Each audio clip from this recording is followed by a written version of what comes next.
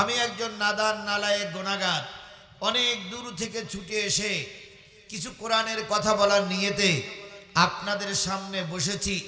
যে মালিক আপনাকে আমাকে আজকের এই কোরআনের মাহফিলে একত্রিত হওয়ার তৌফিক দান করলেন, সেই মালিকের দরবারে সবাই মিলে একসাথে বলছি আলহামদুলিল্লাহ। আরেকটু জোরে বলুন তো আলহামদুলিল্লাহ। এখানে আপনাকে আসার তৌফিক কে দিয়েছেন? সবাই মিলে বলুন কে দিয়েছেন? অনেককে কিন্তু আসার নিয়ত থাকার পরও আসতে পারেনি, অনেকে মাইকের আওয়াজ শুনতেছে মাঠে কাজ করতেছে আসতে পারেনি, কিন্তু আল্লাহ পাক ওর থেকে ছাঁটাই বাছাই করে শুধুমাত্র আপনাকে আমাকে পছন্দ করে তাই কোরআনের মাহফিলে আসার তৌফিক দিলেন।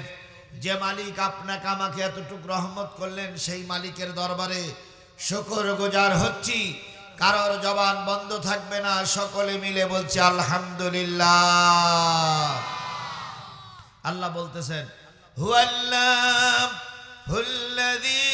লা ইলাহা ইল্লাহু আলিমুল গায়বি ওয়াশ শাহাদাতি হুয়ার রহমানুর রহিম।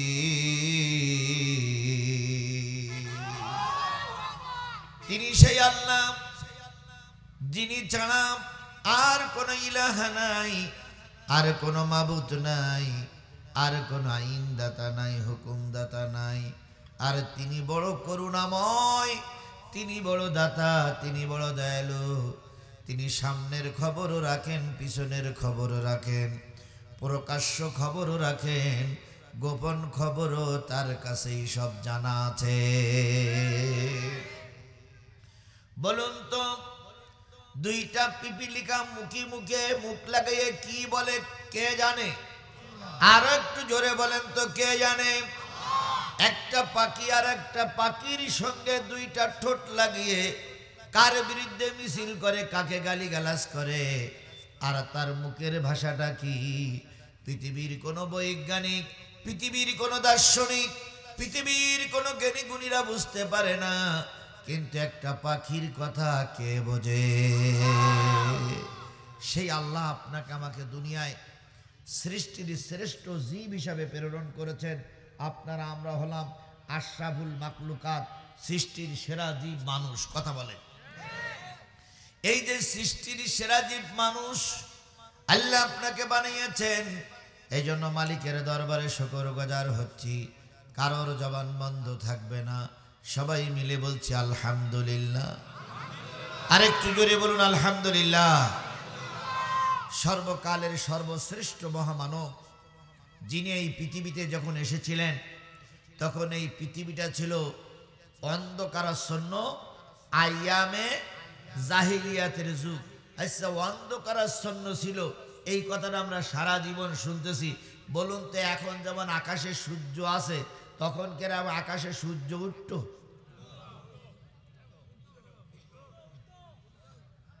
সত্যি কথা তো। তাহলে অন্ধকার কেন? অন্য মুরব্বী বলে অন্ধকার অন্য ব্যাপারে। বলুন তো তখন রাত আর দিন হতো কিনা? চন্দ্র সূর্য দেখা যেত কিনা? কিন্তু সেই যুগটারে নাম দেওয়া হয়েছিল আয়ামে। তার মানে তাদের বিবেক বুদ্ধি ছিল না তা নয়, কিন্তু বিবেক বুদ্ধিটা তারা কখনো কাজে লাগাতো না। একটা সন্তান হয়েছে, দুইটা সন্তান হয়েছে মেয়ে, বাবার মুখ মলিন, পরিবারের মুখ মলিন। মেয়ে সন্তান হয়েছে বলে মেয়ে সন্তানগুলো জীবন্ত কবর দেওয়া হয়েছে। হিসেব করতে পারুন, একজন বাবার একটা মেয়েকে জীবন্ত কবর দিচ্ছে। যখন মেয়েটার কবরে রাখা হচ্ছে, মেয়েটা বাবার দুই পা ধরে বলতেছে, আব্বু দুনিয়ায় মেয়ে হয়ে আমি আসার জন্য তো মিছিল করিনি, মিটিং করিনি, দুনিয়ায় মেয়ে হয়ে আসার জন্য তো মালিক আমাকে পাঠিয়েছে, তুমি আমাকে জীবন্ত কবর দিয়ে মারো কেন? বাবার মনে কোনো দয়া হয়নি, বরং বাবা লোহার বাড়ি দিয়ে মাথাটা বাষ্ট করে জীবিত অবস্থায় উপরের থেকে মাটি দিয়ে দিয়ে মানুষকে মেরেছে। একটু দয়া সেই সময়ের মানুষের মনে হয়নি। তাই যুগটারে বলা হয় জাহেলিয়াতের যুগ। বাবা প্রথম স্ত্রী মারা গেছে, দ্বিতীয়বার বিয়ে করেছে, দ্বিতীয়বার বিয়ে করার পর কিছুদিন পরে বাবা মারা গেছে। ওই দ্বিতীয় স্ত্রীরে যে কয় ভাই ছিল সবাই পালাক ক্রমে ব্যবহার করেছে আর বলেছে এটা তো আমার বাবার রেখে যাওয়া সম্পত্তির মতন, জমি রেখে গেলে যেমন সবাই ভাগ পাবে, গাছ রেখে গেলে যেমন সবাই ভাগ পাবে, বাবা দ্বিতীয় বিয়ে করে রেখে গেছে তা আমাদের সবাই ভাগ আছে।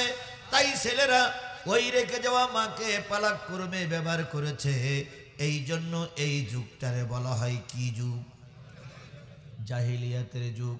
সেই যুগে ভালো মানুষ একেবারে যে ছিল না তা নয়, কিন্তু ভালো মানুষদেরকে সমাত না, বরং শয়তান বদমাইশ লুচ্চা গুন্ডারাই সমাজে নেতৃত্ব দিয়ে বেড়াতো। আজকে 1400-1450 বছর পরে একই কালচার দেখতেছি। ভালো মানুষগুলো জেল খেটে পারে আর ষড়যন্ত্রকারীরা চোর ডাকাত খুনিরাই মাতব্বারি করে বেড়ায়।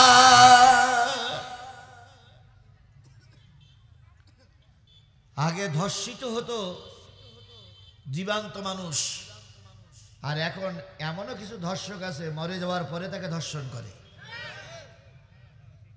কি বলেন বলেন বলেন? তাহলে সেই জাহিলিয়াতের যুগের দ্বার প্রান্তে আমরা। ওই সময় সবাই যখন জাহিলিয়াতের কাজে ব্যস্ত, একজন মরুর দুলাল, একজন মাত্র এতিম মানুষ তার টার্গেট নিল। তার টার্গেটে ছিল এই সমাজটা পরিবর্তন করে জান্নাতি সমাজ তৈরি করা লাগবে। কয়জন টার্গেট নিলেন?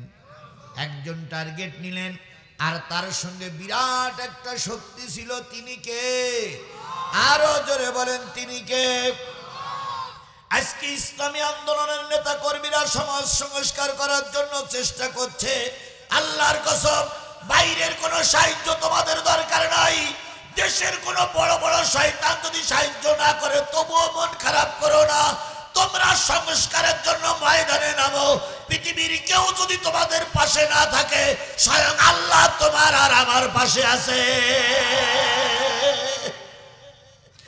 আধারে ভয় পেও না, আধারে ভয় পেও না, আলো আছে আড়ালে, জালেমেরা পালিয়ে যাবে তুমি উঠে দাঁড়ালে। আধারে ভয় পেও না, আধারে ভয় পেও না, আলো আছে আড়ালে, জালিমেরা পালিয়ে যাবে তুমি রাস্তায় দাঁড়ালে। সেই সময় জোরজার মুল্লুক তার, জোরজার যার গায়ে ক্ষমতা ছিল সেই নেতা। ভোট টোট কিছুই লাগতো না, বেশি শক্তি আর লাঠির শক্তি থাকলেই হয়ে যেত। এখন বুঝি সেই সময়টা নাই। এই কথা বলেন, এখন বুঝি সেই সময়টা নাই। বিগত 15.5 বছরে জালেমের বাচ্চারা, ফেরাউনের বাচ্চারা আমাদের মাথার পরে চেপে বসেছিল। প্রতিবাদ করেও সরানো যায়নি, কারণ ওদের হাতে ছিল পেশি শক্তি আর ওদের হাতে ছিল ভারতের দালালগিরি, যার কারণে ওদেরকে নামানো যায়নি। কিন্তু একটা জিনিস পীরগঞ্জের মুসলমানেরা মনে রাখবেন, জালেমেরা চিরকাল থাকে না, চিরকাল জালেমেরা থাকে না। ফেরাউন মনে করেছিল অনেক দিন থাকবো, থাকতে পারিনি। নমরুদ মনে করেছিল মৃত্যুর আগ পর্যন্ত থাকবো, থাকতে পারিনি। এরাও মনে করেছিল অনেক দিন থাকবো। আল্লাহ বলেছে দুপুর বেলার বিরিয়ানি ভাত তোমার কপালে নেই, তার আগে টোপলা বাঁধা লাগবে। অতীত থেকে শিক্ষা নাও। আর একটা জিনিস মনে রাখবা মুসলমান, বড় বড় শয়তানদের মারার জন্য আল্লাহ ছোট ছোট জিনিস ব্যবহার করেছে। বড় জিনিসকে মারার জন্য আল্লাহ বড় জিনিস ব্যবহার করেনি, তাহলে আল্লাহর অস্তিত্বর ক্ষতি হবে। এই জন্য আল্লাহ ছোট জিনিস ব্যবহার করেছে। নমরুদির ধ্বংস করার জন্য কি কি মশা, হ্যাঁ ন্যাংরা মশা। ফেরাউনি ধ্বংস করার জন্য নীল সাগর। তারপরে আবু জেহেলের মারার জন্য ছোট্ট ছোট্ট মাছ আর মুআব্বাস দুটো বাচ্চা। কথা বলেন ঠিক না বে ঠিক? কারণ এদেরকে যদি বড় শক্তি দিয়ে মারা হয় তাহলে আল্লাহর অস্তিত্বের ক্ষতি হবে। এই জন্য আল্লাহ কয় তুই যত বড় হোস আমার ছোট্ট জিনিস দিয়ে তোরে বিদায় করে দেব। যারা বিদায় হয়ে গেছে এরা তো বলতো আমাদের নামাইনের মতন লোক কেউ বাংলাদেশে নাই, আমাদের বিপক্ষে দাঁড়ানোর মতন কেউ নেই। আল্লাহ কয় কোনো রাজনৈতিক দল দিয়ে তো নামাবো না, কোন রাজনৈতিক দলের সে মোকাবেলা করে তোরে নামাবো না। নামাবো প্রাইমারি স্কুলের ছাত্র ছাত্রীদের দিয়ে, নামাবো হাই স্কুলের ছাত্র ছাত্রীদের দিয়ে, নামাবো রিক্সাওয়ালা ভ্যানওয়ালা দিয়ে, যারা জাতি যারা বুঝতে পারে যে এর মতন জালেমের নামানোর জন্য আল্লাহর জন্য প্রাইমারি স্কুলের ছাত্র ছাত্রীরাই যথেষ্ট হয়েছে না। তাই তাহলে এখন ভয় পান কেন? আসুন, জোর যার মুল্লুক তার তখনও ছিল এখনো। আবু জেহেল ছিল আধার রাতের ক্ষমতার পাওয়ার দেওয়া লোক। আবু জেহেল কখনো নেতা নির্বাচন হয়েছে ভোটে নয়, পেশি শক্তি গায়ের শক্তির বলে আবু জেহেল ক্ষমতার মস্তক দখল করেছে। আমি দেখতেছি, আপনাদের দেখা লাগবে না, শুধু জায়গা তৈরি করে দাও, আমি দেখতেছি।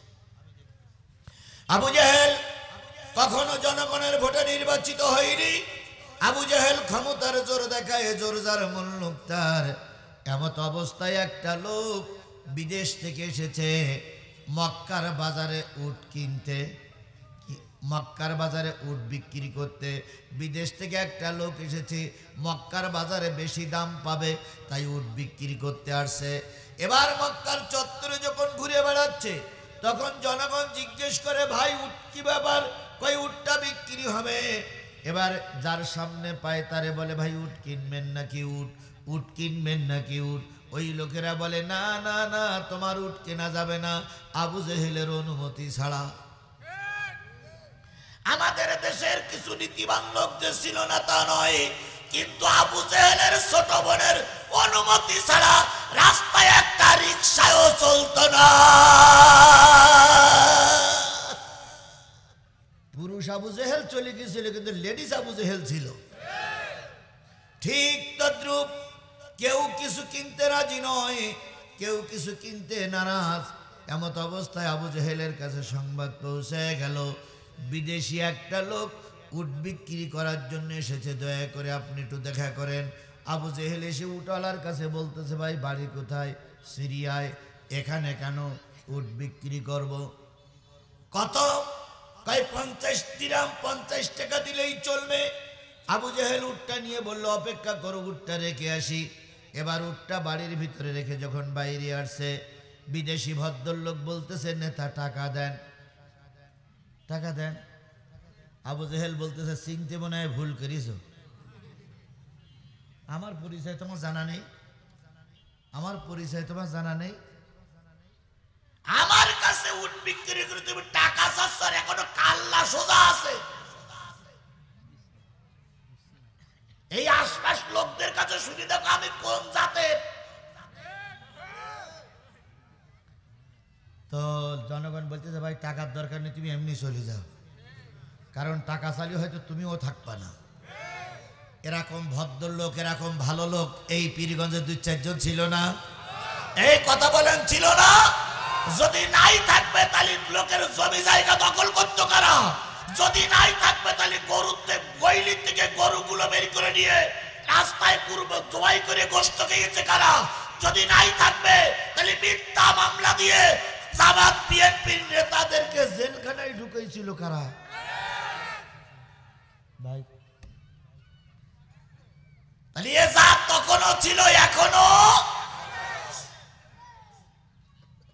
লোকটা বলতেছে, ভাই উট নিলেন টাকা দেবেন, ক্ষমতার জোর দেখানোর তো কোনো ব্যাপার নেই। আবু জেহেল বলতেছে, এই তরবারিটা নিয়ে আয় তো। লোকটা তখন বাইর দিয়ে বলতেছে, না না না, তরবারি আনা লাগবে না, কি বলতে চাচ্ছেন তাই বলেন। কয় টাকা তোমার দেবো সামনের মাসে। লোকটি চলে গেল, কারণ উট নেওয়া হয়ে গেছে, এখন আর ফেরত নেবার সুযোগ নাই।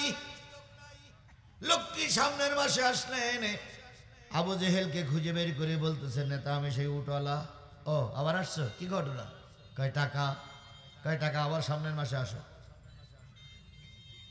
এইভাবে করতে করতে 3 মাস পার হয়ে গেছে। 3 মাসে 80 জাতি 30 টাকা খরচ। উটির দাম কত? 50 টাকা। আর খরচ হয়েছে কত? তাহলে আর বাকি আছে, যদিও পায় বাকি আছে কত?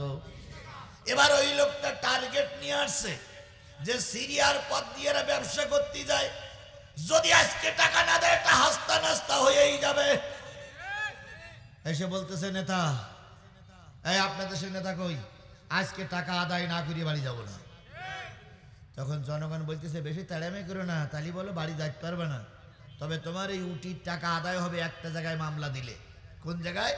কয় কাবা চত্বরের উত্তর পাশে দেখে একটা লোক বসে আছে একা একা, তার পাশে কেউ নাই, তিনি একা একা আল্লাহ জিকির করতেছে।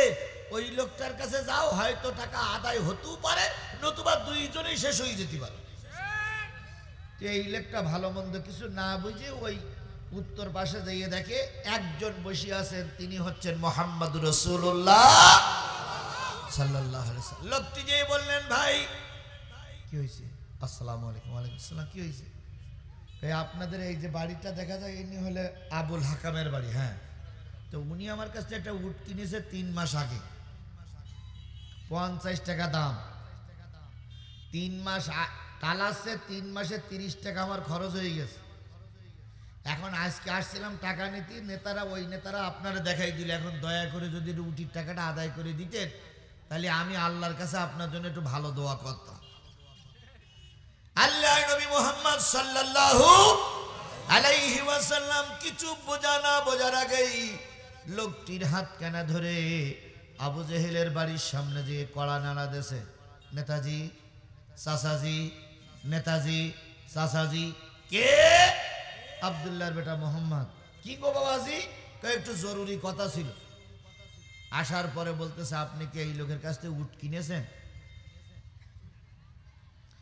আবু জেহেল বলতে কি হয়েছে?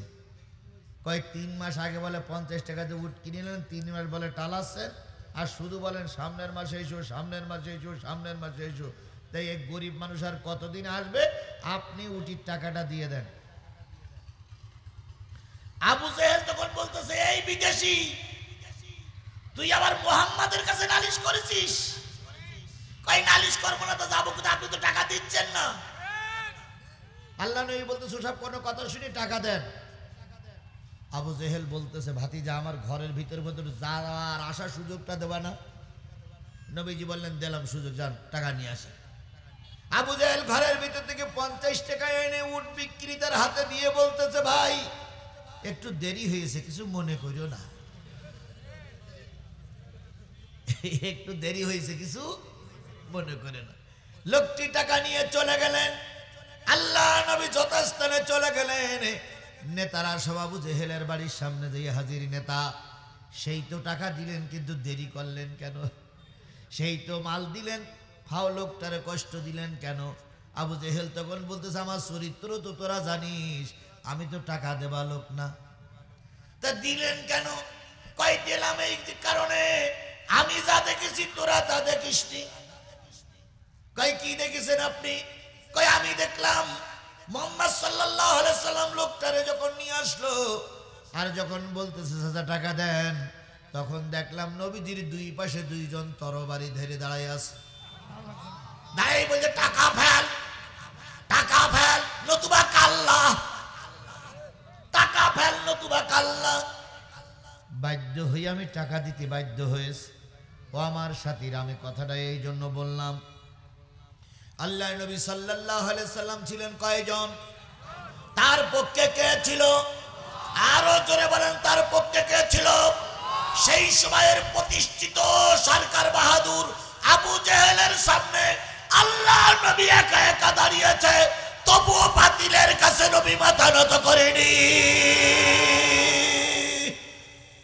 আজকে যদি ওই নিয়ত নিয়ে আমরাও ময়দানে নামতে পারি, কেউ যদি দুনিয়ায় তোমার পাশে নাও থাকে, একজনের সাহায্য পাওয়া যাবে, তিনি কে? খালি নবী একা একা চলেছেন আল্লাহর সাহায্য নিয়ে। সেই নবীর নামে দুরূদ আর সালাম সাল্লাল্লাহু আলাইহি ওয়াসাল্লাম।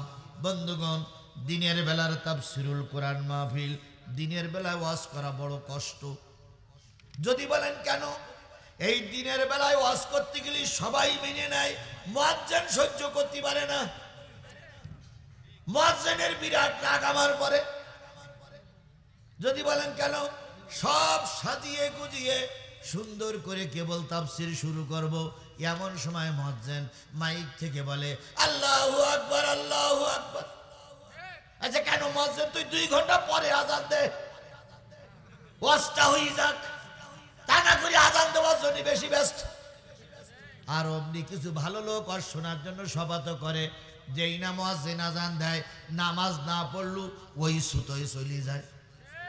ও বলে আসরের নামাজ পড়বে না, তারপরে কয় হুজুর আযান দিছে। তাহলে মুয়াজ্জিন আমাদের শত্রু না ভাই? শত্রু না, মুয়াজ্জিন তার দায়িত্ব ঠিক মতন পালন করার জন্যই বসে আছে। কথা বলেন ঠিক না বে ঠিক? এরকম হাজারো মাহফিল যদি নাও হয়, মুয়াজ্জিনের আযান ঠিক মতন চলবেই। তাহলে মুয়াজ্জিন মসজিদে আযান দেবে কয়টার সময়? 4:15 যদি হয়, এখন বাজে কত? 3:30। তাহলে মুয়াজ্জিনের ওই আযানের দিকে যদি খেয়াল করতে হয়, তাহলে আমার আলোচনার টাইম হলো 45টা মিনিট। 45 মিনিটের ভিতরে আবার কি বলে মহিলা হাফেজা হয়েছে, তাদের দস্তরবন্দি করা হবে। এখন এই 45টা মিনিট, আধা ঘন্টা হয়ে গেছে, আধা ঘন্টা 50 মিনিট হয়ে গেছে। এই 45টা মিনিট আল্লাহর রাস্তে কোরআনের জন্য এই মাদ্রাসার খাতিরে 45টা মিনিট কি এই জায়গায় একটু বসা যাবে? দেখেন মুয়াজ্জিন এখন আযান দেয়নি, তার আগে 2 জন উঠেছে। আর যদি মুয়াজ্জিন আযান দিত, একটাও থাকতো না। মুরব্বী যাচ্ছে তার কাজে, ভাইও যাচ্ছে তার কাজে। আল্লাহ আমাদেরকে এই 45টা মিনিট, 50 মিনিট হয়ে গেছে, আর 45টা মিনিট কবুল করবে না? এবার ভাই করবে না? 45টা মিনিট থাকা যাবে না? কারা কারা থাকতে রাজি আছেন 2 হাত তুলে দেখান তো। আল্লাহ আমাদের সবাইকে কবুল করুন। নারে তাকবীর, লিল্লাহে তাকবীর। হাত নামান। আমি আপনাদের সামনে সূরা ফাতিরের 3টা আয়াত তেলাওয়াত করেছি। 3টা আয়াত তেলাওয়াতের ভিতরে আমাদের আলোচনার সাবজেক্ট হচ্ছে বাংলাদেশের সব কয়টা রাজনৈতিক দলের নেতা হলো মুসলমান, কিন্তু এই রাজনৈতিক দলের নেতা মুসলমান হওয়ার পরেও কোন দলটা জান্নাতি, আর এই মুসলমানের দল করার পরে কোন দলটা জাহান্নামী। আমার কথা কি বুঝতে পেরেছেন আপনারা? আওয়ামী লীগের যারা নেতৃত্ব দিচ্ছে তারা মুসলমান না কাফের? মুসলমান। বিএনপির যারা নেতৃত্ব দিচ্ছে তারা নিশ্চয়ই মুসলমান। জামাত ইসলামের লোক যারা নেতৃত্ব দিচ্ছে তারাও মুসলমান। হেফাজত মুসলমান, জাতীয় পার্টি মুসলমান। কিন্তু মুসলমানের দল থাকার পরেও কারা দোজখ খাটবে, এইটা হলো আমার আলোচনার বিষয়। আমার এই আলোচনার বিষয়টা যদি শুনে না যান, নিশ্চয়ই আপনি ক্ষতিগ্রস্তের ভিতরে। তাহলে আলোচনা আমি করবো ইনশাল্লাহ। আপনারা সময় দেবেন তো? দেবেন তো? দেবেন তো? মাশাআল্লাহ। তারপরে মুরব্বী ওঠে, ও ভাই আমি তো 45টা মিনিট সময় দিলাম, আমি তো 45 ঘন্টা সময় দেইনি। আল্লাহ আমাদের কবুল করুক। আচ্ছা এই যে গেটের মুখে এই লোকগুলো দাঁড়াই আছে কি পেটকেল নিয়ে নাকি? বসুন, বসুন। আল্লাহ সবাইকে হেফাজত করুক, আল্লাহ সবাই পরে রহমত করুক। আমি আপনাদেরকে বলি, একটা হাফিজিয়া মাদ্রাসা, কি মাদ্রাসা, মহিলা না পুরুষ? মহিলা। বলুন তো, এই সমাজে যদি মা বোনেরা ভালো হয়, সমাজ তাড়াতাড়ি ভালো হবে, এর ভিতরে কোনো সন্দেহ আছে? আমি আজিজুল ইসলাম, আল্লামা সাইদি, মামুনুল হক, আর এরপরে এখন জামাত ইসলামের আমির ডাক্তার মোহাম্মদ শফিকুর রহমান, মরহুম প্রেসিডেন্ট মুজিবুর রহমান, শহীদ প্রেসিডেন্ট জিয়াউর রহমান, শহীদ এরশাদ চাচা নাকি? আচ্ছা বাবু এরশাদ চাচা, এই সব রাজনৈতিক নেতারা মায়ের পেটে ছিল। কথাটা সত্য না মিথ্যা? আরো জোরে বলেন, কথাটা সত্য না মিথ্যা? তাহলে মা যদি ভালো হয়, সাও কি হবে? ভালো হবে। মা ভালো যার, সা ভালো তার। একজন মহামনীষী বলেছিলেন, আমাকে একটা ভালো মা দাও, আমি তোমার জন্য একটা ভালো জাতি উপহার দেব। সুতরাং মায়েরা যদি পদ্মাশীলা হয়, মায়েরা যদি নামাজি হয়, মায়েরা যদি দিনদার হয়, মায়েরা যদি আল্লাহ ভীরু হয়, মায়েরা যদি পরেশগার হয়, মায়েরা যদি খোদা ভীরু হয়, মায়েরা যদি দিনদার হয়, ওই মায়ের পেটের থেকে বাচ্চা বাহির হবে, সেই বাচ্চাগুলো দিনদার হবে। কেবলমাত্র দুইজন ব্যক্তি মা ছাড়া পৃথিবীতে এসেছে, আর সব পৃথিবীর সব মানুষগুলো মায়ের মাধ্যমে পৃথিবীতে এসেছে। দুইজন মানুষ মা ছাড়া পৃথিবীর মুখ দেখেছে, সেই দুইজন ব্যক্তির নাম বলেন। আদম আর হাওয়ার মাও ছিল না, বাবাও ছিল না, কথা বলেন ঠিক না বেঠিক? তাহলে মায়েদের এই প্রতিষ্ঠানটা টিকে থাক, এটা কি আপনারা চান? সবাই চান? কারা কারা চান না হাত তোলেন। সবাই চায়, এক নম্বর। দুই নম্বর, এই প্রতিষ্ঠানটা যদি টিকাই রাখতে চান দুইটা কাজ করা লাগবে। এক নম্বর কাজ করা লাগবে, এই প্রতিষ্ঠানে ছাত্রী দেওয়া লাগবে। ছাত্রী বন্ধ করে দিলে প্রতিষ্ঠান কি? এই কথা বলেন, ছাত্রী বন্ধ করে দিলে প্রতিষ্ঠান কি? বন্ধ হয়ে যাবে। দুই নম্বর যে জিনিসটা দেওয়া লাগবে সেটা হলো কিছু অর্থ। কারণ ছাত্রীরা সবার জায়গা নেই, খাওয়ার জায়গায় নাই।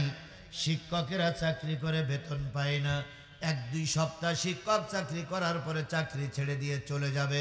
তাহলে 1 নম্বর দিতে হবে ছাত্রী, 2 নম্বর দিতে হবে কি? অর্থ। এখন আজকের এই মহিলা মাদ্রাসাটা যেহেতু জনগণের দানের টাকায় চলে, তাই আমি আপনাদের কাছে ছোট্ট একটু সুযোগ, ছোট্ট একটা দাবি করব। এই মহিলা মাদ্রাসাটার জন্য 50টা টাকা, অন্য জায়গায় 10 টাকা দেন, 20 টাকা দেন, আমি দাবি করি না, কিন্তু মহিলা মাদ্রাসার জন্য 50টা টাকা কি দেওয়া যাবে? যাবে? আছে 50? নেতাদের পক্ষ থেকে দান আল্লাহ কবুল করুক। আরো জোরে বলেন আমিন। আরেকটু জোরে বলেন আমিন। মুজিবুর রহমান কিনা, ঠিকানা ডারপির নাকি ডারাপর, পরিমাণ 500 টাকা। আল্লাহ পাক ওনাদের দানও কবুল করুন। বসুন ভাই, বসুন। এখানে কি হচ্ছে? এখানে বসুন, সবাই বসুন, বসুন, বসুন, বসুন। আল্লাহ কবুল করুক। আমার বন্ধুগণ, কোন সূরা, কয়টা আয়াত খেয়াল করুন সবাই। কালেকশন হয়ে গেছে, রাস্তায় যারা দাঁড়িয়ে আছেন ভিতরে বসুন, বসুন। আমি বারবার ঘুরে দেখতেছি, সময়ের বাইরে আমরা যাওয়ার কোনো সুযোগ নেই। এখানে সময়ের বাইরে যাবও না ইনশাল্লাহ। আর অল্প কিছুক্ষণ সময় কথা হবে, বসুন। সূরা ফাতিরের 3টা আয়াত, 31, 32, 33 আয়াত 3টা আমি তেলাওয়াত করেছি, এবং তেলাওয়াতকৃত আয়াতের পরেই কথা হচ্ছে। আবারও বলছি, দয়া করে দাঁড়ানো লোকগুলো বসুন।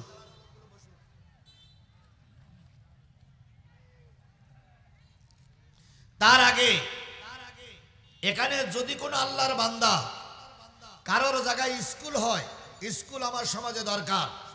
কারোর জায়গায় ক্লাব হয়, কারোর জায়গায় মসজিদ হয়, কারোর জায়গায় মাদ্রাসা হয়। এই জন্য যদি কোনো দাতা দয়ালু, সে গরিব মানুষ হতে পারে, ধনী লোকও হতে পারে, 3 শতক 4 শতক জায়গা যদি মাদ্রাসার নামে দান করতেন, আল্লাহর কসম প্রতিষ্ঠানটা নিজ জায়গায় প্রতিষ্ঠিত হতো। এই জন্য দয়া করে যদি কারো দয়া হয়, এই মাহফিলে তার জন্য দোয়া করবো ইনশাআল্লাহ। আপনি শুধু জমিটুকু দেওয়ার ঘোষণা করবেন, লিখে নেওয়ার দায়িত্ব কর্তৃপক্ষ। শুধুমাত্র যদি এমন কেউ থেকে থাকেন, আল্লাহ যেন আমাদের বেইজ্জতি না করে। আল্লাহ আমাদের মুনাজাতের আগে একটা লোক যদি বেরিয়ে আসে, নারী হোক আর পুরুষ হোক, আমরা তার জন্য খাস দোয়া করব। একটু সেখানে চেষ্টা করুন, আল্লাহ কবুল করুন। আল্লাহ বলতেছেন, ওয়াল্লাযী আওহাইনা ইলাইকা মিনাল কিতাব হুয়াল হক। নবী গো, ভালো করে শোনো, ওহির মাধ্যমে আমি বা আমরা যে কিতাব আপনার পরে নাজিল করেছি, হুয়াল হক, ওই কিতাবটা সম্পূর্ণ সত্য। বলুন তো, ওহির মাধ্যমে যে কিতাবটা নাজিল হইল, সেই কিতাবটার নাম কি? আরো জোরে বলেন, কিতাবটার নাম কি? এই কিতাব সত্য না মিথ্যা? আরো জোরে বলেন, এই কিতাব সত্য না মিথ্যা? এই কিতাবটা নাজিল হইছে কাদের জন্য? হুদাল লিন্নাস, মানুষের জন্য। মানুষের জন্য যা যা দরকার সব এই কিতাবের ভিতরে আছে না নাই? তাহলে মানুষ কিভাবে বিয়ে করতে হবে সেটা কি কোরআন শরীফে আছে? মানুষ কিভাবে সংসার করবে সেটা কি কোরআন শরীফে আছে? মানুষ কিভাবে লেখাপড়া শিখবে, সমাজ পরিচালনা করবে সেটা কি কোরআন শরীফের ভিতরে আছে? তাহলে মানুষ কিভাবে রাজনীতি করবে সেটা কি কোরআন শরীফে না? মানুষ কিভাবে সমাজনীতি করবে সেটা কি কোরআন শরীফে নাই? মানুষ কিভাবে দেশ চালাবে সেটা কি কোরআন শরীফে নাই? তাহলে আপনারা কেন বলেন যে ধর্মের সঙ্গে রাজনীতির কোনো সম্পর্ক নাই, কোরআনের সঙ্গে রাজনীতির কোনো সম্পর্ক নাই? এ কথা যারা বলে পক্ষান্তরে তারাই কোরআন শরীফ মানে না। কোরআনের যদি সব থেকে তাহলে ওরা থাকবে না কেন? আপনি কিভাবে কাপড় পরবেন, কিভাবে দাড়ি রাখবেন, কিভাবে জামা পরবেন, কিভাবে টুপি পরবেন, কিভাবে দাঁত মাজবেন, কিভাবে স্ত্রীর সঙ্গে সহবাস করবেন, কিভাবে ছেলে মেয়ে নেবেন, সব জিনিস আল্লাহর কোরআনে আছে না নাই? তাহলে সবটা যদি থাকে তাহলে এটা কেন থাকবে না?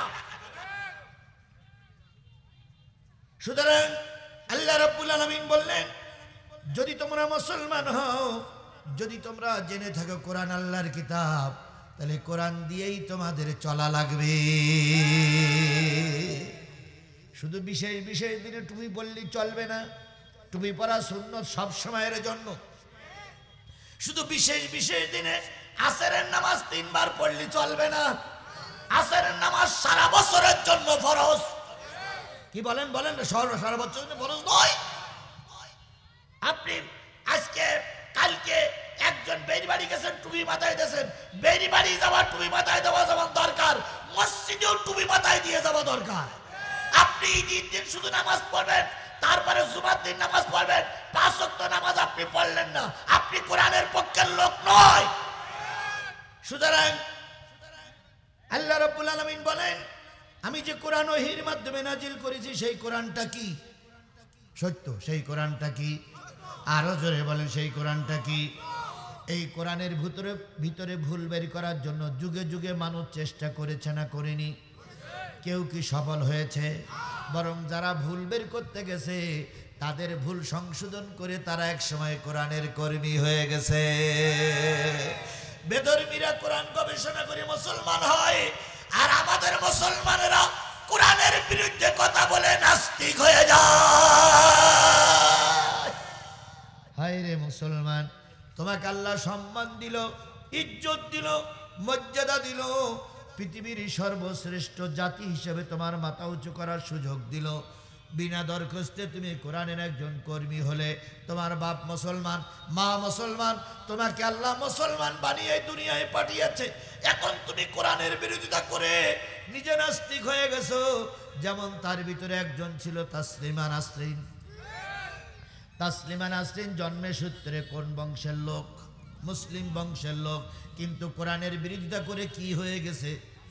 আহমদ শরীফ জন্মে সূত্রে মুসলমানদের মানুষ, কিন্তু কোরআনের বিরোধিতা করে কি হয়ে গেছে? নাস্তিক হয়ে গেছে। আর ওই যে শিব শঙ্কর রায়, ভারতের কি বলে 100 কোটি মানুষের হিন্দুদের দেবতা, তিনি কোরআন গবেষণা করে মুসলমান হয়ে গেল। বেধর্মীরা কোরআন গবেষণা করে মুসলমান হয়, আর মুসলমানরা কোরআনের বিরোধিতা করে কি হয়ে যায়? সুতরাং কোরআন কার কিতাব? এটা সত্য না মিথ্যা? এবার আল্লাহ রাব্বুল আলামিন বলতেছে, মুসাদ্দিকাল লিমা বাইনা ইয়াদাই, শুধু এই কিতাব সত্য না, অতীতের যত কিতাব আমি নাজিল করেছি সব কিতাবগুলো সত্য। ইন্নাল্লাহা বিবাদিহি লাখাবীরুম বাসীর, নিশ্চয় জেনে রেখো আল্লাহ তাআলা তোমার প্রকাশের খবর এবং গোপন খবর রাখে।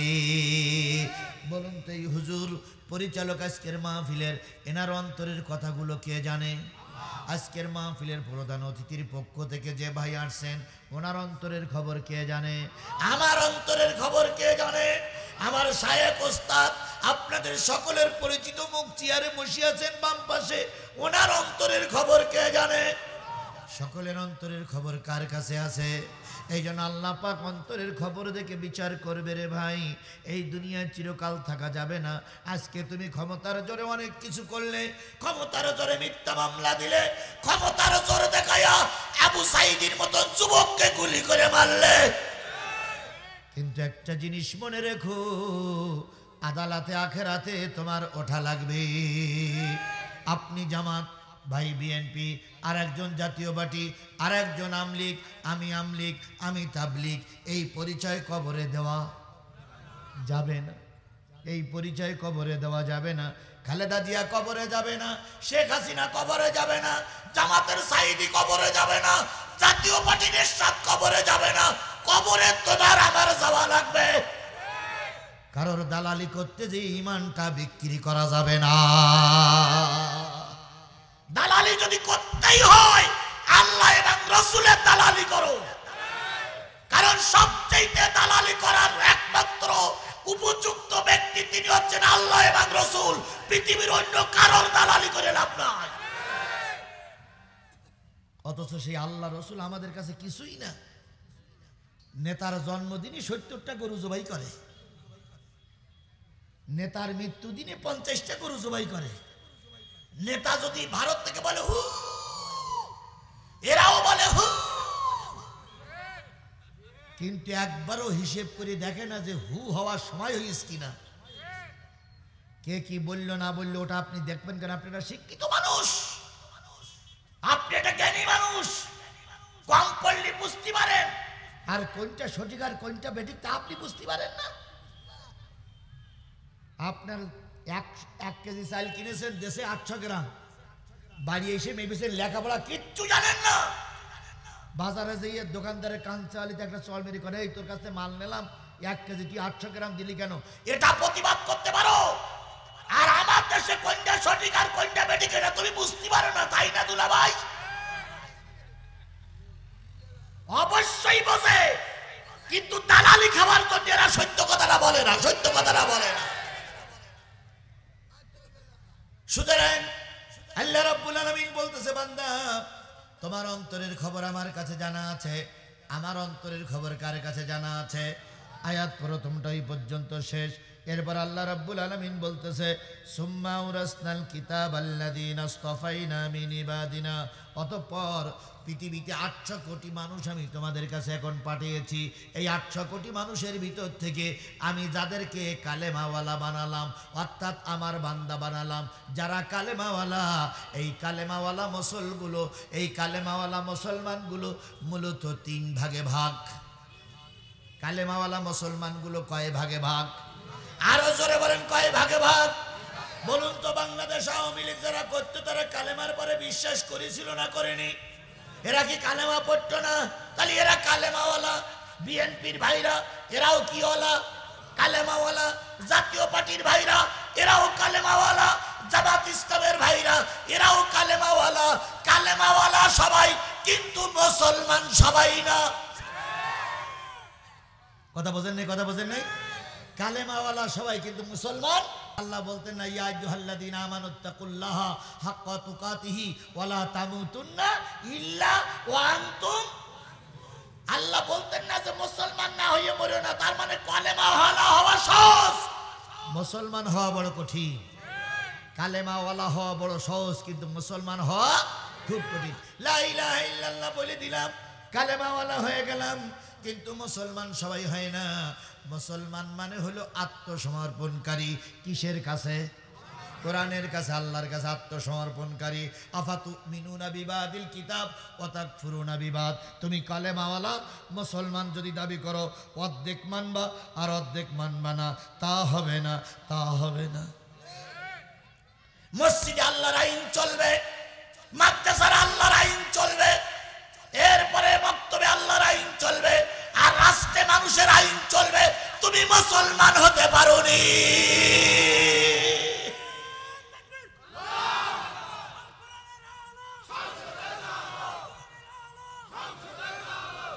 মুসলমান হতে গেলে পরিপূর্ণভাবে কোরআন সব জায়গায় বাস্তবায়ন করা লাগবে।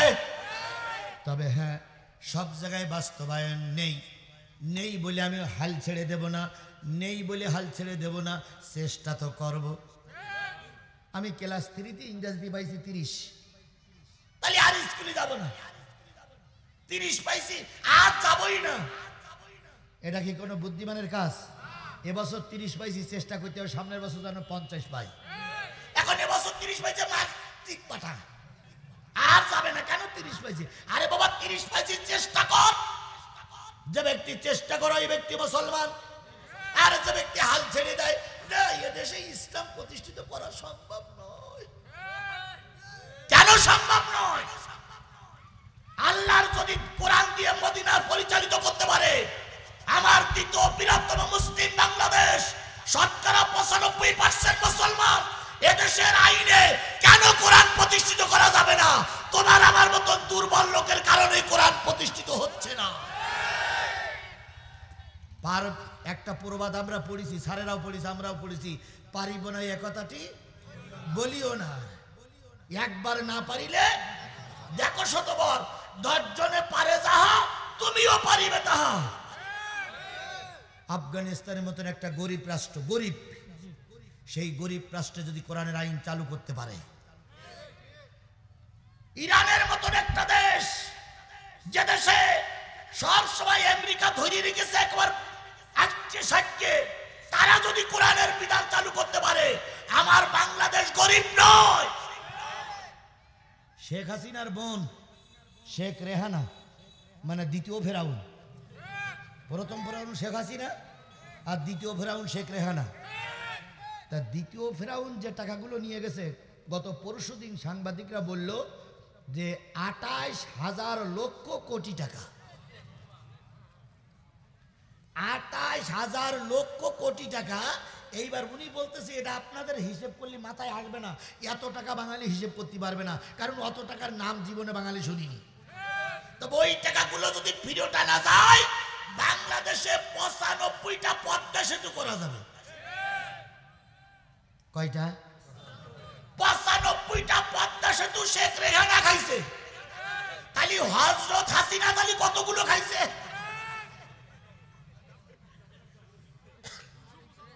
কি বোঝেননি আমার কথা? বোঝেননি আমার কথা? বোঝেন নাই? তাহলে আমাদেরকে গরিব বলা হয় কেন?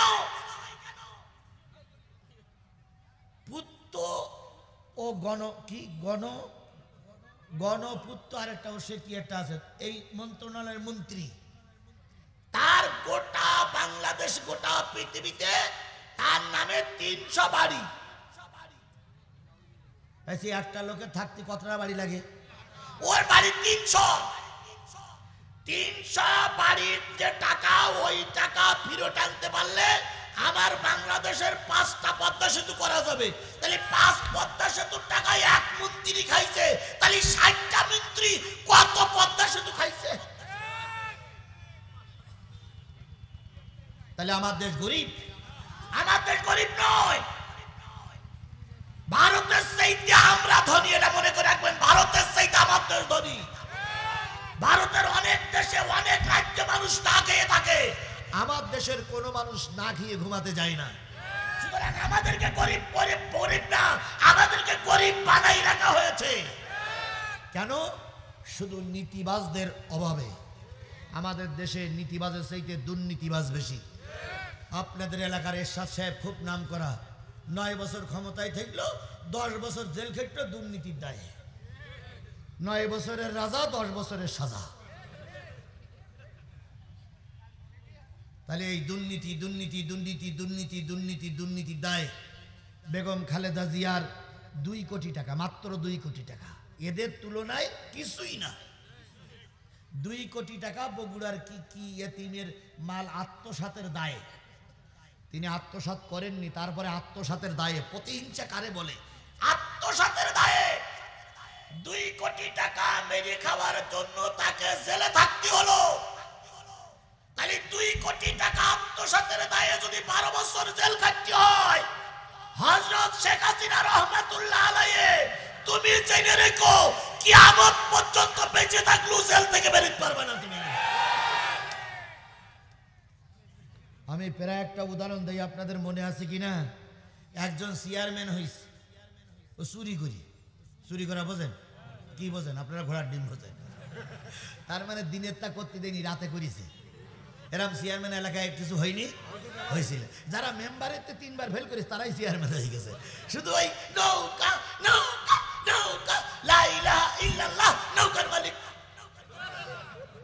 এই কথা বলে চেয়ারম্যান হয়ে গেছে। তো চেয়ারম্যান চেয়ারম্যান হওয়ার পরে ওনার মামাইতো ভাই, খালাইতো ভাই, ফুবুইতো ভাই সব নেতা হয়ে গেছে। এখন 3 চোর ধরা পড়েছে। একজন হলো মামাইতো ভাই, আর একজন হলো খালাইতো ভাই, আর একজন হলো ফুবুইতো ভাই। তখন চেয়ারম্যানের কাছে বিচার। এখন চেয়ারম্যানের পাশ করানোর বিভার তো ওই 3 ভাই কাজ করেছে। তো চেয়ারম্যানের দরবারে যাওয়ার পরে বলছে, তোরা এই কাজ করতে গেলে আমার মান সম্মান শেষ। তা আমি একটু সুষ্ঠু বিচার যদি না করি তাহলে তো চেয়ারম্যানই থাকবে না। তো এক কাজ কর, তোদের শাস্তি দেবো, তবে একটু লঘু শাস্তি দিয়ে আমি ওর কোলে আনতে পারি। তোরা বাজারে যা। বড় বাজার কোন জায়গায়? কয় পাশে আছে। বড় বাজারে যা, এক একজন এক একটা ফল কিনে নিয়ে আসবি। সেই ফল কিনে ফল খেয়ে আমরা রায় দেব। এখন প্রথম মামাইতো ভাই গেছে বাজারে, যেই পেয়েছে এটা বড় একটা আমটা এনে চেয়ারম্যানের কাছে জমা দিয়েছে। চেয়ারম্যান কেটে খেয়ে বলতে, এর ভিতরে তুই একটা বিসি, একটা আটি, তা যা তোর আমি 1 মাস জেল দিলাম। তো মামাইতো ভাই বলছে, সুবহানাল্লাহ, তুমি অন্তত হক আদায় করেছো। এরপরে ভুবইতো ভাই বালা। ভুবইতো ভাই বাজারে যেয়ে কিনেছে একটা বড় একটা আপেল। তো আপেলটা এনে চেয়ারম্যানের কাছে দিয়েছে। চেয়ারম্যান খেয়ে বলছে, এর ভিতরে তো 4টে বিসি, তা তো 4 মাস জেল দিলাম। তা ভুবইতো ভাই বলছে, সুবহানাল্লাহ। তো এই দুজন পিছনে চেয়ারে বসে একে অপরের গলা জড়াই ধরে কাঁদতেছে আর বলতেছে, ভাই রে ভাই রে, এই খালাইতো ভাইটার কি হবে? তা চেয়ারম্যান পিছনে ফিরে বলছে, কিরে কান্দিস কেন? বিচার পছন্দ হয়নি? কয় বিচার পছন্দ হয়ে গেছে, কিন্তু চিন্তা করতে যে বিচার আপনি করা শুরু করেছেন, এই শেষে যে লোক আসতেছে এর হবে ডাকে। তো বলতেছে কেন? কয় দেখলাম ও কিনেছে তরমুজ। কি কিনেছে? আপনি আমের ভিতরে 1 আটি পেয়ে কয় মাস জেল, আপেলের ভিতরে 4 বিসি পেয়ে কয় মাস জেল, তাহলে ওই তরমুজ খেয়ে যদি বিসি গুনিয়ে জেল দিতে হয় তাহলে তো যাবজ্জীবন ওর 14 গোষ্ঠী কিয়ামত পর্যন্ত জেলে থাকবে। আমাদের অবস্থাও তাই। কথা বলেন ঠিক না ঠিক? আপনারা বিএনপির বিচার করেছেন, বিএনপির 1 বিসি, আর জামাতের বিচার করেছেন, জামাতের 4 বিসি, আর আপনাদের নেতারা যারা আসতেছে প্রত্যেকের ঘাড়ের পরে আছে তরমুজ। এই তরমুজের কুচি পিনে তরমুজের বিচি গুনে বাংলাদেশে বিচার করা হবে। কিয়ামতের আগে আর একটাও জেল থেকে বেরোতে পারবা না, পারবা না, পারবা না। কথা কি বুঝতে পেরেছেন আপনারা? এরপরেও কিছু লোক বলে, হুজুর কি বলে গেল তো বুঝলাম না। বুঝলে তো বুঝলে, না বুঝলে তো কসু কসু কসু। তাহলে এখন আজান হয়ে গেছে না মসজিদে? আর 5 মিনিট। আমার ভাইরা, তাহলে মুসলমান আল্লাহর গোলাম যারা এই সমাজে সবাই কালেমাওয়ালা, কিন্তু সবাই কি না? আরো জোরে বলেন, সবাই কি না? আল্লাহর বান্দা বসেন বসেন, 5টা মিনিট বসেন। আপনি চলে যাওয়া দেখে আরো দুজন চলে যেতে পারে, আমি অন্তত মূল কথাটা বলি। এবার আল্লাহ রাব্বুল আলামিন বলতেছে, এই কালেমাওয়ালা বান্দাদের ভিতরে 3টে গ্রুপ আছে। ফামিনহুম যালিমুন লিনাফসিহি ওয়া মিনহুম মুকতাসিদ ওয়া মিনহুম সাবিকুম বিল খায়রাতি বিইজনিল্লাহ। একটা দল আছে, তারা মুসলমান কিন্তু তারা জালেম মুসলমান। তারা কালেমাওয়ালা কিন্তু কি কালেমাওয়ালা? জালেম কালেমাওয়ালা, জালেম মুসলমান। এরকম দল আমার দেশে আছে না নাই? যদি নাই থাকবে তাহলে শেখ হাসিনা পালাইলো, মৌলবীরাও পালাইলো কেন? এই শেখ হাসিনা পালাইছে, তা ওই ওই ওই ওই মসজিদের ইমাম পালাইনি, বাইতুল মুকাররমের খতিব পালাইনি। শেখ হাসিনা পালাইছে, তাই স্পিকার পালাইলো কেন? কি কথা বলেন, কথা বলেন, কথা বলেন। আমরা তো স্পিকারের বিরুদ্ধে কিছু করিনি এখনো, কিন্তু ও পালাইলো কেন? এই জন্য ওরা কালেমাওয়ালা ছিল ঠিকই, কিন্তু ওরা জাতিতে কি জালেম, জাতিতে কি জালেম, জাতিতে কি জালেম। এরাই জুলুম করেছে খালেদা জিয়ার সঙ্গে, এরা জুলুম করেছে। কথা বলেন, সেই কত বছর আগের থেকে থাকতে হলো কি বলে সেনাবাহিনীর সেনাকুঞ্জের ভিতরে, ওটা হলো শহীদ প্রেসিডেন্ট জিয়াউর রহমানের একটা অনুদান, একটা দান করা সম্পদ। সেখান থেকে খালেদা জিয়াকে জুলুম করে এরাই বের করেছে। আচ্ছা বলুন তো, এই কারেন্ট কি আওয়ামী লীগ বিএনপির জাতীয় পার্টির? এ কারেন্ট কার?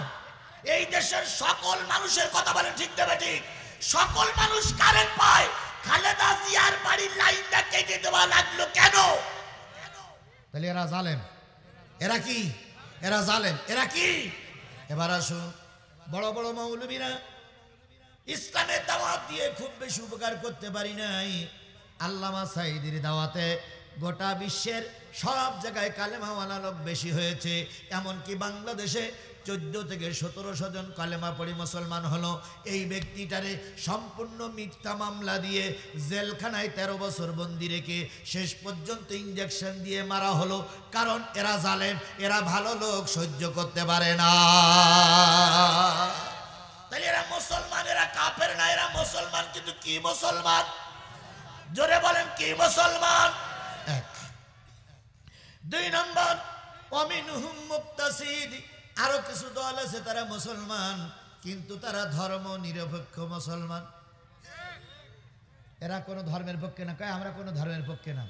খাওয়ার সময় দুটো জিনিস দেশে, আপনি পছন্দ করেন আম, আর একজন পছন্দ করে আপেল। একই প্লেটে দেশে, আপনার পছন্দ আম, আপনি আম খাইলেন, ওনার পছন্দ হলে আপেল, উনি আপেল খাইলো। তাহলে খাবার ব্যাপারে পক্ষ আছে, চলার ব্যাপারে পক্ষ আছে। লেখাপড়া শিখবেন ক্লাস 9 থেকে 10 ওঠার পরে স্যারেরা বলে আর্টস কমার্স না সাইন্স, ওখানে পক্ষ আছে। তারপরে কুটুম বাড়ি যাবার সেখানে পক্ষ আছে। বাজারে গিয়ে কাপড় চোপড় করে সেখানে পক্ষ আছে। আর ধর্মের ব্যাপারে নিরপেক্ষ কেন? ধর্মের ব্যাপারে নিরপেক্ষ কেন? নিশ্চয়ই তোমাকে কোনো একটা পক্ষে থাকতে হবে। হয় তুমি হিন্দু, নাই তুমি মুসলমান। হয় তুমি বাইবেলের অনুসারী, নাই তুমি ত্রিপিটকের অনুসারী, নাই তুমি কোরআনের অনুসারী। নিরপেক্ষ থাকতে পারবা না। নিরপেক্ষ যদি থাকো, দুই পক্ষ, নিরপেক্ষ মানে সব পক্ষে। তাহলে তুমি হিন্দুর পক্ষে, মুসলমানের পক্ষে, তাহলে মরার পরে তোমার কোন জায়গায় নিয়ে যাব? এই কথা বলেন না কেন? কথা বলেন না কেন? তুমি যদি নিরপেক্ষ থাকো তাহলে তোমার মরার পরে কোথায় দেবো? তাহলে তুমি দুই পক্ষের চুমা দেছো, ওই হিন্দুর গেল, মুসলমান গেল, তাহলে তোমার মরার পরে মাঝখানতে ফাড়বো। ভেড়ি অর্ধেকটা দেবো হিন্দুর আর অর্ধেকটা মুসলমানের। এটা কি সম্ভব? তাহলে তুমি বাঘের বাচ্চা, তুমি বলো হয় আমি মুসলমান, নাই আমি হিন্দু। নিরপেক্ষ থাকার কোনো সুযোগ ইসলামে নাই। সুতরাং যারা বলে আমরা ধর্ম নিরপেক্ষবাদের পক্ষে, এরা কুফরি মতবাদ বিশ্বাস করে। কোন মুসলমান ধর্ম নিরপেক্ষের পক্ষে নয়। তাহলে আমরা এখানে যারা আছি সব মুসলমান না? কিসের পক্ষে? কারা কারা কোরআনের পক্ষে? হাত তুলে দেখান তো, কারা কারা কোরআনের পক্ষে? জি, আমরা নিরপেক্ষ নয়। এবার হাত নামান, এবার হাত নামান। এবার আপনার সামনে নির্বাচন, একজন দাঁড়াইছে কোরআনের পক্ষে, আর একজন দাঁড়াইছে নিরপেক্ষ। আপনি ভোটটা মানলেন নিরপেক্ষের পক্ষে, নিশ্চয়ই আপনি কুপুরিবাদকে গ্রহণ করেছেন, আপনার মুসলমানিত্ব শেষ। এরপরও যদি না বোঝো তো নবী এসে বুঝলো বুঝবো আর বই মনে হয় না আমার। সুতরাং মুসলমান নিরপেক্ষ নয়, কোন হিন্দুও নিরপেক্ষ নয়, কোন খ্রিস্টানও নিরপেক্ষ নয়, কোন ইহুদিরা নিরপেক্ষ নয়। আমরা সবাই কারণ না কারোর পক্ষে। ভাই বিএনপির পক্ষে, আমি জামাতের পক্ষে, তাহলে পক্ষে আছি না? নিরপেক্ষ থাকার কোনো সুযোগ নাই। আপনাকে একটা পক্ষ নিতেই হবে। সুতরাং আমরা সবাই কোরআনের পক্ষে। কথা মনে থাকবে মুসলমান, কথা মনে থাকবে মুসলমান, কথা মনে থাকবে মুসলমান। জেনে রেখো আজকে নবী নাই, নবী আনার দায়িত্ব, নবীওয়ালাদের দায়িত্ব পালন করছে কিছু আলেম ব্যক্তি। সুতরাং তাদের বিরুদ্ধে যাওয়া মানে নবীর বিরুদ্ধে যাওয়া। সুতরাং হক্কানি আলেমদের পক্ষেই থাকতে হবে। আমি হক্কানি আলেম বলে দাবি করছি না, কিন্তু আমার জীবনের এই বিগত 17.5-18টা বছর যে নির্যাতন এই দেশের মানুষ, এই অতীতের সরকার করেছে, অন্য কোন আলেমের পরে এত নির্যাতন হয়েছে বলে আমার জানা নাই। এই পীরগঞ্জের অনেক মাহফিলে আমাকে আসতে দেওয়া হয়েছিল, কিন্তু কথা বলতে দেওয়া হয়নি। এই পীরগঞ্জের অনেক মাহফিলে আমাকে ঢুকতে দেওয়া হয়নি। এই পীরগঞ্জের অনেক মাহফিল থেকে নেমে টুপি খুলে মাফলার দিয়ে মাথা জড়িয়ে বেরিয়ে যেতে হয়েছে। এই পীরগঞ্জের অনেক পুলিশ আমাকে ধরার জন্য চেষ্টা করেছে। সেই দীর্ঘ পথ পাড়ি দিয়ে আজকে যদি আসতে পারি, আল্লাহর কসম সেই কোরআনের হক কথাগুলো আপনাদের বলে দিলাম, নিরপেক্ষ থাকার কোনো সুযোগ। তাহলে আমরা নিরপেক্ষ থাকবো না। যে দল নিরপেক্ষের পক্ষে দালালি করে সে দলের পক্ষ আমরা থাকবো না। হয় আমরা কোরআন বিরোধী দল, নয় কোরআনের পক্ষের দল। কথা ঠিক গেল। 2 নম্বর। 3 নম্বর সাবিকুম বিল খায়রাতি বিইজনিল্লাহ। আর একটা দল পৃথিবীতে বাংলাদেশে আছে, তাদের পরে মামলা হয়, তাদের পরে জুলুম করা হয়, তারা ফাঁসির কাস্টে ঝোলে, কিন্তু নির্ভেজাল হক পথেই তারাই থাকে। আল্লাহ বললেন ওই 2টা দলকে অবশ্যই জুলুমি করার কারণে জেল কাটা লাগবে, নিরপেক্ষ থাকার কারণেও জেল কাটা লাগবে, কিন্তু সেই দলটা সঠিক, ওই দলটা মরার সাথে সাথে আল্লাহর জান্নাতি। সে দলটার নাম আমি বলবো না, কারণ আমরা সবাই বাংলাদেশ। আমি ফিতনা সৃষ্টি করব না। তবে সেটা কোনটা সঠিক দল এটা আপনাদেরকে চয়েস করতে হবে। যদি মনে করেন বিএনপি সঠিক দল, বিএনপির দলে থাকবেন। যদি মনে করেন জামাত সঠিক দল, জামাতের দলে থাকবেন। যদি মনে করেন হেফাজত সঠিক দল, হেফাজতের দলে থাকবেন। তবে সঠিক দলটা বাছাই করে নেওয়া লাগবে আমাদের। এখন আপনি হয়তো বলবেন হুজুর সঠিক দল আমি তো বাছাই করতে পারি না। আপনি বাছাই করে দেন, পাগলামি করেন না। বাজারে গেছেন বেগুন কিনতে, একটা বেগুনির চেহারা টক টক করতেছে, আর একটা বেগুনির চেহারা হাফ পচা। আপনি কি বেগুন না কিনে বাড়ি যাবেন? যেই বলবেন যে বেগুন দেখলাম তো পছন্দ হইল না, এই জন্য বেগুন না কিনে বাড়ি আইছি, বউ তখন পিটাবে আর বলবে 60জন বেগুন বিক্রি করতেছে, ওর ভিতরে একটা ভালো কিনতে পারলে না, তুমি ঘরের থেকে বেরিয়ে যাও। তাহলে বাজারে গেলে 4টে ভালো বেগুনের থেকে একটা বেগুন চয়েস করা যায়। আর বাংলাদেশে 4টে দল মাথা উঁচু করে দাঁড়িয়ে আছে, কোন দলটা সঠিক তা বোঝো না, তার মানে তোমার বগলে এখনো চুল উঠিনি।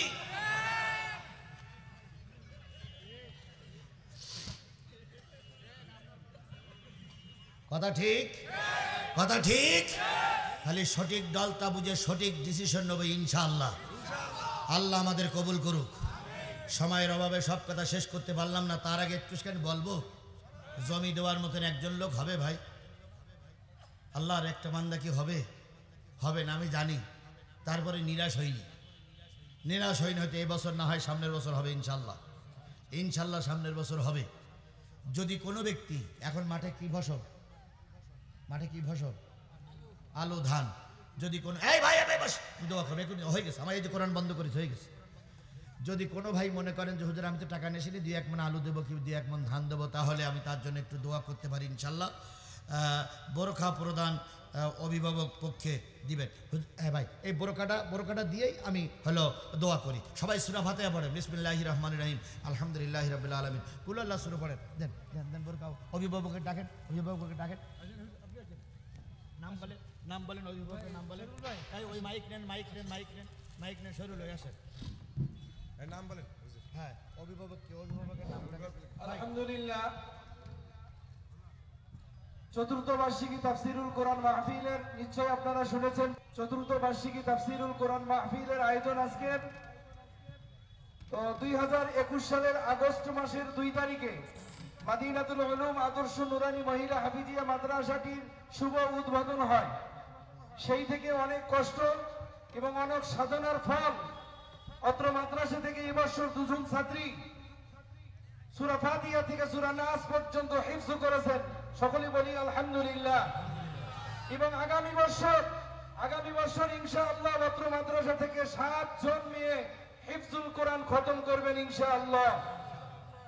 তো আজকে যে 2 জন হাফিজা ছাত্রীকে বোরকা প্রদান করানো হচ্ছে, তার অভিভাবকের হাতে আমরা বোরকা প্রদান করব। একজন ছাত্রী আমাদের অত্র গ্রামের দুদিয়াবাড়ি, আর একটি ছাত্রী জাফরপাড়া। তো দুদিয়াবাড়ির যে ছাত্রী, সে ছাত্রীর নাম হচ্ছে মুসাম্মদ সুফিয়া, তার পিতার নাম নূর আলম মিস্টার, গ্রাম দুদিয়াবাড়ি, টুকুরিয়া, পীরগঞ্জ, রংপুর।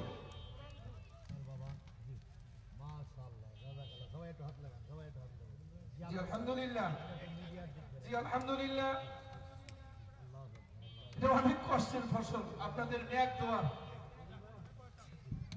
জি দ্বিতীয় হয়েছেন হাফেজা মুসাম্মদ মিফতাহুল মিমি জান্নাত, তার বাসা জাফরপাড়া, পিতার নাম হাফেজ মোহাম্মদ সিরাজুল ইসলাম, গ্রাম জাফরপাড়া, ডাকঘর জাফরপাড়া, পীরগঞ্জ, রংপুর। তার পক্ষে উনি মেয়ের খালু, তার পক্ষে আসেন। তোমার বয়স কত? তার পক্ষে 23 বছরের তাহলে প্রথম মেয়ে। মেয়ের খালু, ও খালু। মেয়ের খালু।